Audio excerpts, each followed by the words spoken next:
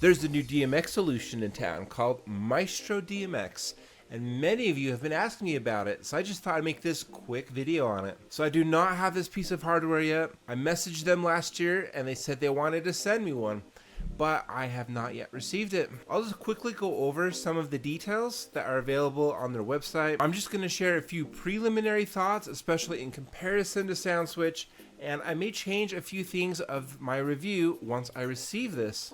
So Maestro DMX is literally a black box. Sound goes in and DMX comes out. So it is a true plug and play solution, which seems ideal for DJs.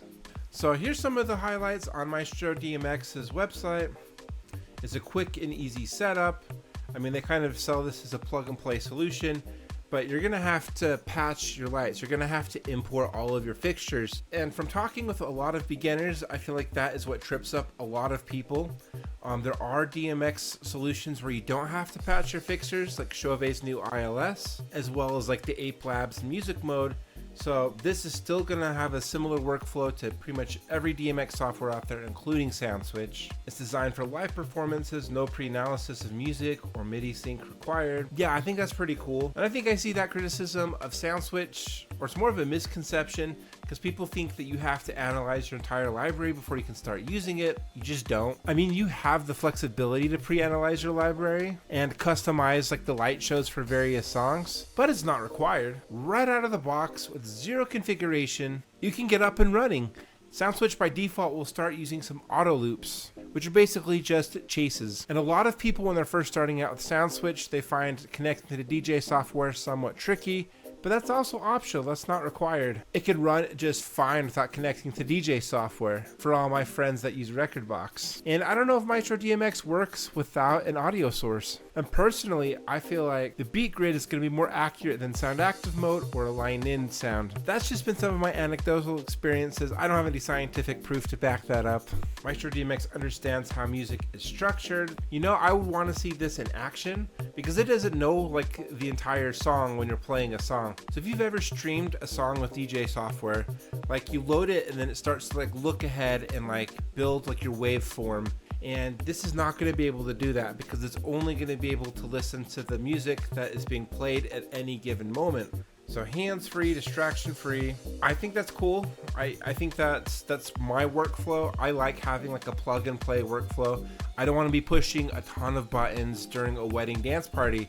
But at the same time, you do need to push some buttons. You need to be able to configure some things. Can you just imagine all my lights just full party mode during like the speeches? So maybe they have something built into this, but they're saying like it's standalone hardware. Less technology equals less headaches. So it's not fully standalone. I mean, to configure this, you have to have it connected to your laptop, and there's no buttons or ways to trigger like static scenes. So maybe it needs to be connected to your laptop to trigger some sort of a static scene, or it's not a feature they've implemented yet. Yeah, I'd love to see that. It's something that's really important to me. And unlock all of your lights. Maestro DMX coordinates light shows across all of your fixtures. And ultimately, I think that is the goal of DMX. I think that when you have like one light, you don't need DMX. Like if you have a gig bar, you don't need to really be using DMX because it's coordinated with itself. It has some pretty good macros. Once you have like washes and movers and uplights, you kind of want them to have some sort of coordination so that it looks good, because it looks so chaotic when they are all just doing their own thing. So I think that's the goal of DMX. I think some of the older DMX softwares have like really rudimentary chase generators. So we want like our DMX software to have good chases. From the videos I've seen, the chases seem pretty good. So I don't know, I would like to play with it. And chase generators can be improved. I mean, SoundSwitch has made leaps and bounds improving their chase generator with the auto scripting.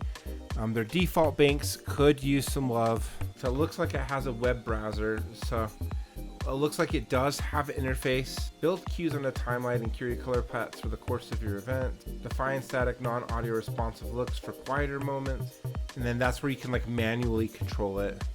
So while I'm glad that Maestro DMX has some sort of interface where you can input some manual input to control your lights, I think in the future it'd be cool if they had some sort of like MIDI pad with some sort of tactile control as well. Kind of like SoundSwitch's Control 1. And I mean, looking at the price, Maestro DMX is pretty pricey. This is a new product that just launched. So I don't know if this price will stay this high forever, but as of now, it's $750. You can pick up SoundSwitch for $200 or a monthly subscription, and the control one is only $300.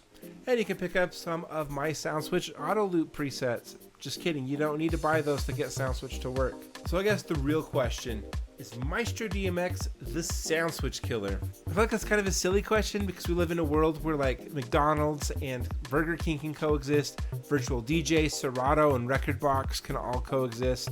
So Maestro DMX and SoundSwitch both kind of have like the workflow of just set it and forget it during the dance party, so you don't have to be pushing a ton of buttons, which I love. I don't like having to push a ton of buttons during my performance. I kind of want the light show to run itself, be reasonably synced to the music. So I think that SoundSwitch offers like more flexibility for those that want like more customization options and the ability to have like more manual input and control during the show, which I know not every DJ is looking for. I think the Maestro DMX is solely going for plug and play during the performance. But Maestro DMX kind of sells the message of like, other DMX lighting solutions are for the nerds, they're really complicated and technical, and our solution is just so dead simple. It's plug and play and you'll be good to go. Which I think that there are like fewer moving parts, so that definitely does reduce complexity, but you're still gonna have to do some of the technical things that people don't like doing with DMX lighting, like addressing your lights, connecting them via DMX, whether with wireless DMX or with DMX cables, and you're going to have to configure your lights in the software. Yeah, definitely an interesting lighting solution. I just can't wait to try it out in real life and give you an update to my thoughts. So what are your thoughts on Maestro DMX? Let me know what you think down in the comments below, and please smash like and subscribe, and I'll see you in the next video.